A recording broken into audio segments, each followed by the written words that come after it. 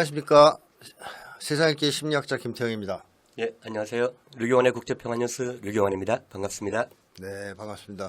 자, 우크라이나도 지금 상태가 좀 심각한 것 같습니다. 예, 그렇습니다. 네, 우크라이나 지금 어떻습니까? 예, 한 달 예전에 이제 그 젤렌스키가 또 무모한 자살 공격을 했죠. 네, 쿠르스크 지역에 예. 그 2차 대전 때 나치가 소련의 마지막으로 괴멸된 쿠르스크 지역에 그냥 도관에 들어간 거예요. 네. 러시아는 다 후퇴하고 끌어들여서 우크라이나에게 잔존 그 병력도 얼마 안 남았는데 이 남쪽에 그 중요한 전략적 예비대나 군인들을 빼서 한 만여 명을 이렇게 밀어넣는데 거의 남은 자산을 다 끌어넣은 거죠. 네. 근데 이게 러시아는 천천히 지공으로 그냥 한꺼번에 괴멸할 수도 있는데 네. 그냥 천천히 그냥 소모전을 전략적 소모전이라고 예. 하죠. 그래서 벌써 오늘 어제 얘기는 한 15,000명 정도가 살상된 걸로.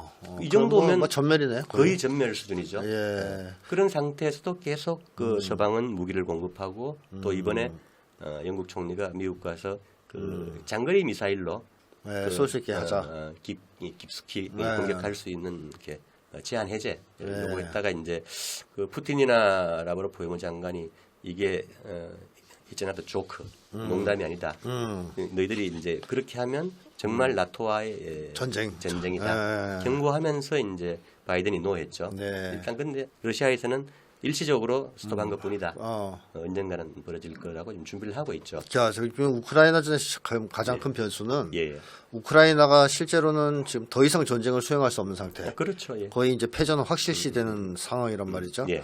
그러니까 이 상황에서 이 전쟁을 조금이라도 끌기 위해서 예. 지금 나오는 수가 러시아 본토에 대한 장거리 미사일 공격입니다. 예. 그래서 이 장거리 미사일 공격을 계속 허용해달라고 젤렌스키가 조르고 있는데 사실상 허용해달라가 아니고 예. 해줘 아니겠습니까? 예. 그러니까 우크라이나는 단독으로 장거리 미사일 쏠 역량이 없기 때문에 예. 결국 그걸 발사한다면 미국이나 나토가 하는 거란 말이죠. 예, 그렇죠. 그리고 이제 위치 정보나 그렇죠. 위성 정보, 표적 정보나 정보. 그다음에 표적, 그다음에 그 미사일 운항 정보, 네. 모든 것을 훈련 다 등. 줘야 되니까. 그렇습니다. 그렇죠. 예. 러시아도 그렇기 때문에 장거리 미사일 발사는 우크라이나의 문제가 아니고 예. 미국과 나토가 우리하고 전면전을 하는 것이다. 이렇게 이제 선언을 한 상태입니다. 네, 그렇죠. 근데 지금 영국 총리하고 바이든하고 만나서 일단은 안 한다. 이렇게 얘기를 했지만 예. 러시아는 안 믿는 분위기 예, 그렇죠. 거짓말이다. 뻥치고 또 할 거다. 눈에 뻔히 보이는 거짓말이다. 장난을 치고 있다. 얘기하고 있는 거죠. 자, 그러면 진짜로 어느 순간쯤에는 러시아 본토를 장거리 미사일로 공격할 수도 있단 말이죠. 네, 그렇죠. 모스크바까지도 얼마 안 걸리죠. 네, 그러면 러시아의 대응은 어떻게 될 것 같습니까? 문제는 이 뭐 스톰 섀도우 영국의 무기가 순항 미사일이 이 마하 1도 안 돼요. 군백인데 러시아 입장에서는 그 이렇게 나토 소속국이 공식적으로 2차 대전 이후에 처음으로 본토를 공격한다는 것의 어떤 상징성 이것 때문에 참을 수 없는 거죠. 네. 예, 그 뭐 요격 체계들은 갖고 있지만 S-400, 500 완비되어 있지만 그런데 이제 문제는 이 그 스톰 섀도우나 이 프랑스의 스칼프나 이런 그 중거리 미사일들이 이 수량도 얼마 안 돼요. 몇 개 없어요. 예, 몇 개 없어요. 근데 이제 큰 소리를 치면서 계속 깔짝거리고 있는 거죠. 이게 참 러시아 입장에서 볼 때는 이게 세계 최강국인데 군사적으로 좀 어떻게 속으로 좀 우스울 수도 있을 텐데 그리고 아직 전략 미사일들은 뭐 꺼내지도 않았고 그런 상태에서 이 미국을 중심으로 한 나토가 이렇게 계속 그 긴장을 단계적으로 상승시키고 확전을 유도하는 중동도 마찬가지입니다만 이런 상황들에 대해서 전략적인 인내로 참 어른이 애 훈계하듯이 이렇게 다루면서 어쨌든 그 파괴적인 확전은 막기 위해서 계속 경고를 하면서 참고 있다. 그런 상황에서 문제는 이제 그 쇼이구 러시아 국가안보리 서기장이죠. 승진한 양반이 그 바로 북한, 시리아, 이란을 조선, 시리아, 이란을 예고도 없이 방문해서 어떤 거대한 어떤 전략적인 틀 이런 데 그림들을 그리고 이제 돌아갔단 말이죠. 최선희 외무상도 지금 그 러시아에 가 있고 뭐 단순하게 얘기하자면 특사 파견인데요. 예, 그렇죠. 쇼이구 안보리 회의장을 특사로 파견해서 자, 러시아가 잘하면 나토랑 붙을 수 있다 지금. 그렇죠. 미국이랑 지금 우크라이나 사태의 의미가 역사적인 의미가 그 나토가 이제 1949년이죠. 12개 나라로 시작해서 지금 32개로 늘었는데 실제로는 미국도 그렇고 나토의 중핵국인 뭐 영국, 프랑스, 독일 정도 이런 나라들이 그 종이 호랑이에 불과하다는 게 군사적으로 네. 이게 지난 그 2년 반 동안 우크라이나 전장에서 다 이렇게 드러난 거죠. 그렇죠. 저희도 몇 번 대담해서 네. 뭐 핵삼축 체계 붕괴부터 쭉 말씀을 드렸지만 그런 상태에서 그 러시아가 나토 전체를 상대로 아까 말씀드린 어떤 전략적인 소모전 네. 이거를 그리고 2차 대전 이후에 배양되어 온 그 신나치들 이런 그 세력들을 비군사화 중립화시키기 위한 어떤 큰 그림에서 지금 3년 가까이 네. 작전을 수행하고 있다 이렇게 보이거든요. 그리고 우크라이나를 포함한 그 집단 서방의 패배 그리고 그것이 곧 그 나토 체제의 어떤 붕괴나 몰락으로 이어질 가능성이 크다는 평가들이 최근에 계속 나오고 있습니다. 근데 뭐 지금 제일 그 위험한 것은 그거라고 봅니다. 뭐 어차피 말씀하셨듯이 장거리 미사일 능력으로 치더라도 예. 미국과 나토를 다 합쳐봐야 러시아한테는 게임도 안 되는. 예. 뭐 어떻게 보면 북한하고 견주어도 조선과 견주어도 과연 이길까? 장거리 미사일 예, 능력이 이런 의심이 들지 않습니까? 그렇죠. 자, 그런 상황인데 미국 대선 전에 예. 우크라이나 전이 만약에 완전 패배로 귀결된다면 이건 네오콘들한테 치명적이지 않습니까? 치명적이죠. 예. 그렇죠. 그럴 때 그런 위험성 때문에 예. 무모한 장거리 미사일 도발을 할 수도 그렇죠. 있다는 거고. 그리고 그럴 때 이제 러시아의 대응에 따라 예. 전쟁이 어떻게 확전이 어떻게 될수 될지 있다. 모른다. 예. 그게 그래서 제일 이제, 큰 문제다. 예. 걱정되는 게 이제 미국 대선을 네. 앞둔 흔히 이제 그 10월의 충격이라는 얘기가 나오고 있죠. 네, 그런 얘기가 있습니까? 예.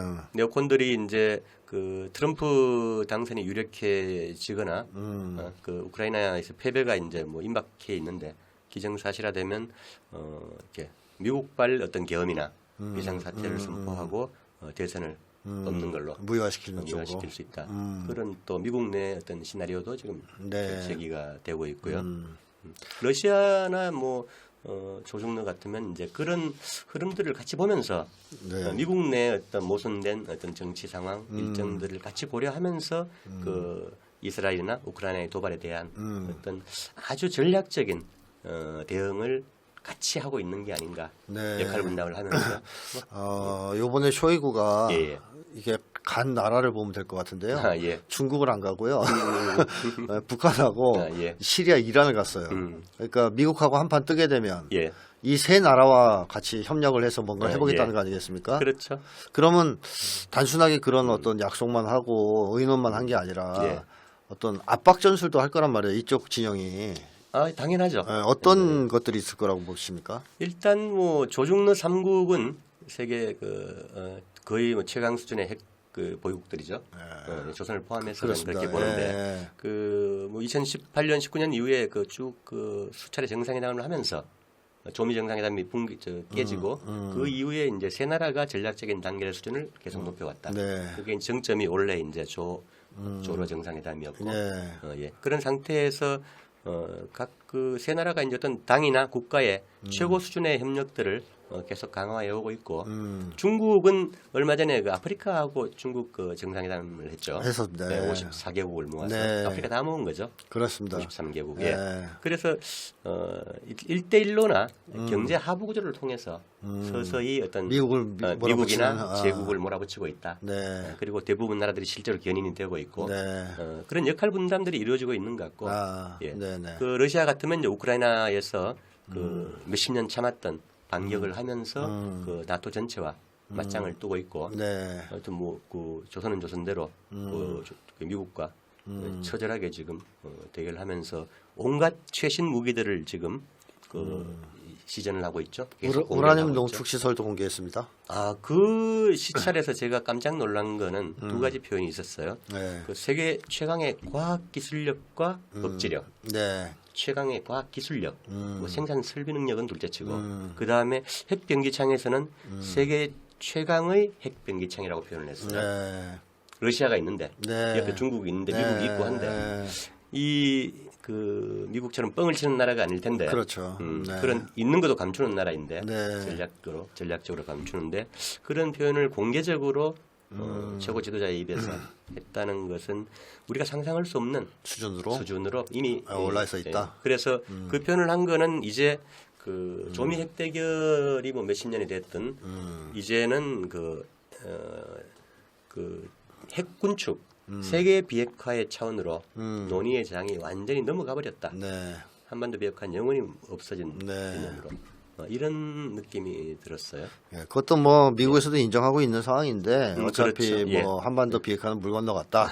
예. 이게 미국의 대부분의 이제 사람들의 입장인 것 같은데 이번에 민주당 공화당의 어떤 강령에도 대선 강령에서 빠졌죠. 빠졌죠. 예, 예. 그걸 보면 뭐 그거는 확실한데 문제는 북의 핵 능력이 계속 고도화되고 있다는 거죠. 말씀하신 예, 예. 대로. 예. 그래서 일반인들의 예측보다는 훨씬 더 빠르게 또 고도화되고 있다. 그리고 기하급수적으로 늘고 있다. 예. 그래서 핵무기가 뭐 이쪽에서는 60개니 뭐냐 하지만 그건 아무도 모르는 거다. 무의미하다. 예, 그렇죠. 북의 CNC가 13축을 한때 13축을 넘어가면서 세계 최고 수준에서 네. 그 이후에는 뭐 축의 수를 얘기하는 게 무의미하다. 네. 이게 워낙 천변만화하기 때문에 네. 그런 개념이 나오는데 핵무기도 일설에는 한 500기 정도가 있을 수 있다. 효용성에서 효용성에서. 가장 이렇게 적정 수준이다. 적정수준이고 그 이유가 되면 어떤 유지 보수나 관리의 힘들다. 천문학적인 불필요한 비용들이 들어간다. 근데 현대 과학 기술에서 볼 때 폭발력이나 미사일 그 운반 수단 이런 것들을 볼 때도 사실 그렇게 많이는 필요 없는데 이번에 그 4.5톤짜리 그 미사일 상용 탄두를 실은 탄두를 공개했죠. 네. 여기에 화산 그 30일 소형화된 핵탄두가 한 200kg 돼요. 네. 그 안에 이제 한 그 200개가 들어가는 거죠. 그 단거리 미사일 하나에. 그러니까 히로시마의 핵탄두는 수류탄 정도에 불과한 이 파괴력이. 네. 그래서 절대로 전쟁이 나면 안 된다. 네. 어떻게든 전쟁을 막아야 되고 정치적으로 평화적으로 해결돼야 된다. 맞습니다. 그리고 뭐 이렇게 알려진 조선의 극초음속 미사일을 한 발 쏘면 진해까지 100초면 날아가죠. 네, 100초. 맞습니다. 2분도 안 걸린다고 그러죠. 1분 40초. 예. 기령대까지 뭐 한 50초. 네. 이런 상태이기 때문에 어떤 경우든 전쟁은 막아야 한다. 예. 그래서 이제 아까 말씀하신 그 쇼이구가 네. 그 왜 이런 3차 세계 대전에 이렇게 임박한 위기 앞에서 푸틴의 특사로 조선을 바로 날아갔을까? 네. 그 두 대밖에 없는 조기 경보기 타고 그리고 시리아와 이란으로 가고 네. 그 다음에 헤즈볼라도 지금 준비되어 있고 특이하게 예멘이 극초음속 미사일을 쏘고 지상군을 이라크를 통해서 지금 그 시리아에 집어넣었어요. 그래요. 예, 또 다른 어떤 전투를 대비하는. 그래서 이 모든 것이 어떤 서방이 계속 그 확전을 추구하고 한반도도 지금 마찬가지 상황입니다만 그 조중러 이란 그다음에 예멘 이런 저항의 축들이 어쨌든 계속 전략적으로 인내하면서 이걸 그 평화적으로 이렇게 쇠퇴하는 어떤 제국 세력들을 억지하면서 관리해서 결국은 좀 시간은 뭐 브릭스나 이런 반대 진영의 편이니까 전략적으로 서서히 고갈시켜가면서 이 상황을 관리하는 이런 거대한 억지력이 지구촌 전체에서 아직 작동을 하고 있는 상황이 아닌가. 그래서 위험과 희망이 교차하는 이런 상황으로 지금 보입니다. 네, 요약하자면 미국과 서방은 계속 모험적인 행동을 하고 있고 전쟁의 확전을 꾀하고 있지만 이 억지력, 그러니까 막 반제 자주진영의 억지력이 그것을 막아내고 있다. 그러면서 오히려 압박하는 형국이다. 뭐 이런 다행인 거죠. 것은 이제 누차 말씀드렸지만 이제 미국을 포함한 이렇게 그 집단 서방의 어떤 핵 삼축 체계가 완전히 무너지면서 그리고 전통적인 재래적인 어떤 그 생산력, 전쟁 수행 능력도 완전히 이제 바닥을 향해 가고 있는 이런 부분이 그 어떤 그 서방의 이 허풍, 말폭탄에도 불구하고 또 이 평화를 유지할 수 있는 토대가 되는 뭐 한마디로 힘이 없다 이거죠.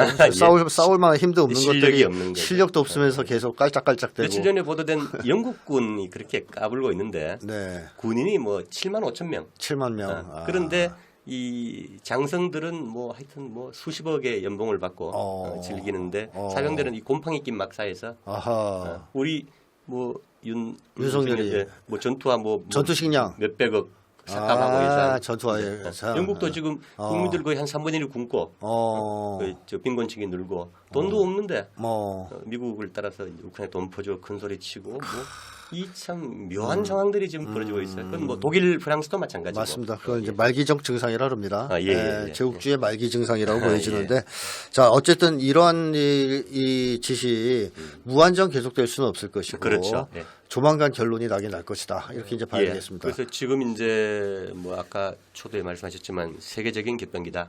개변년 아니면 500년 만에 오는 대변혁기에 지구촌 전체 운명을 놓고 언젠가는 이 세잔에 가는 제국의 잔명을 끊고 인류가 그 새로운 호혜평등 이런 그 새로운 문명으로 전환해야 된다 빨리. 근데 그런 희망들이 이제 예를 들어서 그 가난한 아프리카 사헬 데서도 미국 니제르 다 몰아내버렸고 이라크도 며칠 전에 미군을 2년 내에 철수하기로 했죠. 그 다음에 뭐 이런 흐름들이 전 지구적으로 동시에 일어나고 있다. 이게 제국의 어떤 힘이 쪼그라드는 이걸 반영하고 있는 거죠. 그렇습니다. 뭐 앞으로 좀 중동 상황 그리고 또 우크라이나 상황을 면밀하게 주시해 볼 필요는 있겠지만 이미 대세는 기울었다. 대세는 기울었고 제국주의 체제 또는 미국의 패권 질서가 무너진 것은 필연이다. 이렇게 이제 봐야 될 겁니다. 다만 이 한반도의 이 불똥이 좀 튀지 않았으면 좋겠습니다. 그렇죠. 왜냐하면 제3차 세계대전이 발발한다 만약에 중동이나 우크라이나에서 그랬을 때 쇼이구가 왔다 간 걸로 봐서는 말이죠. 한반도도 그냥 있을 것 같지는 않단 말이죠. 지금은 세계 판도의 판가리 싸움이기 때문에 그렇죠. 어느 한 군데에서 이제 본격적인 그 불똥이 튀면 확전이 되면 다 터질 것 같습니다. 다 터지는 동시에 대만까지 터질 것 같아요. 대만하고 한반도 특히 이 한꺼번에 터질 수밖에 없는 구조예요. 맞습니다. 그러니까 지금 아주 중요한 분기점에 서 있는 거라고 봐야 되겠습니다. 그렇죠. 근데 이제 문제는 다시 이제 한반도로 돌아오면 그 우크라이나나 이제 그 중동에서는 어쨌든 그 집단 서방이 계속 고갈되고 특히 중동에서는 지금 도덕적으로 81억 인류 앞에서 그 이스라엘이나 미국이 얼마나 사악한 존재인지를 충분히 스스로 실증을 하고 있는 거죠. 다행이죠. 그런데 이제 그 나토가 이제 동진을 하면서 결국은 이제 이 사단이 났는데 이제는 그 미국이 마지막 몸부림으로 아시아 태평양으로 아시아 태평양. 우리 한국으로 오고 있어요. 그렇죠. 남중국해 대만 그리고 한반도 와서 구체적으로 핵 조중러를 봉쇄하기 위해서 그 올 3월에 핵 전략을 수정했죠. 네, 맞습니다. 이 3대 핵 강국들하고 동시에 맞짱뜨겠다. 이게 참 이 상대들이 보면 좀 약간 코웃음을 칠 일인데 어쨌든 드디어 미쳤구나 뭐 이런 전략으로 주장을 하니까 그런 상태에서 한국에서는 그 핵 작전 지침을 또 고치고 이제 전략사령부도 뜨죠. 연습도 했고요. 일본에서는 미일 사령부를 한미 사령부처럼 이제 만들기 위한 밑작업을 이미 거의 끝냈고 그 다음에 그 유엔사 확장하면서 전범국 독일이 들어왔고 그다음에 일본이 곧 들어올 예정이고 그렇습니다. 그런 상태에서 이 서태평양에서 미국이 가용할 수 있는 모든 동맹들을 동반이들을 끌어내서 소위 격자형 동맹 체제를 이제 구축하는 게 착착 진행이 되고 있죠. 거의 완성 단계로 가고 있고 그 핵심이 미일한 삼각군사 동맹 구축 그리고 유엔사 강화 이런 현상으로 나타나는데 불행하게도 지금 뭐 윤석열이나 김태호 이런 그 신나 있습니다. 용산 밀정이라 그러죠. 전투 식량을 충분히 공급하라고 추석 때 쉬지도 못하게 위해서 가서 그런 상태에서 한반도가 상당히 위험하다. 그리고 미국의 핵작전 지침에 한국의 국가의 전쟁 수행 능력, 인프라, 재래 전투력 전체가 그 지역을 한반도를 넘어서서 복무할 수밖에 없는 이런 예속 구조로 가고 있다. 이게 전시 작전권만의 문제가 아니라 한 나라의 군사 주권 또 국가 전체의 주권이 이제 뭐 완전히 넘어가는. 뭐 앞으로는 뭐 우크라이나나 중동에 한일 동맹군이 파병되지 말란 법이 없습니다. 그렇죠. 이 상태라면 예. 서방에 워낙 전투력이 없기 때문에 지금 마지막 남은 어떤 재래식 그 병기고 그다음에 전투력 보병 무력이 이제 일본하고 한국에 남은 거죠. 맞습니다. 예. 그러니까 미국이 너무 급하면 그렇죠. 뭐 그거라도 쓰려 하지 않겠습니까? 그래서 정말 또 뭐 월남 이상으로. 그래서 윤석열이 전투 식량 얘기를 한 거 아닌가 싶기도 하고요. 정말 위험한 상황입니다. 네, 맞습니다. 자, 긴 시간 얘기해 주셔서 감사하고요. 나중에 또 한번 뵙겠습니다. 감사합니다. 고맙습니다.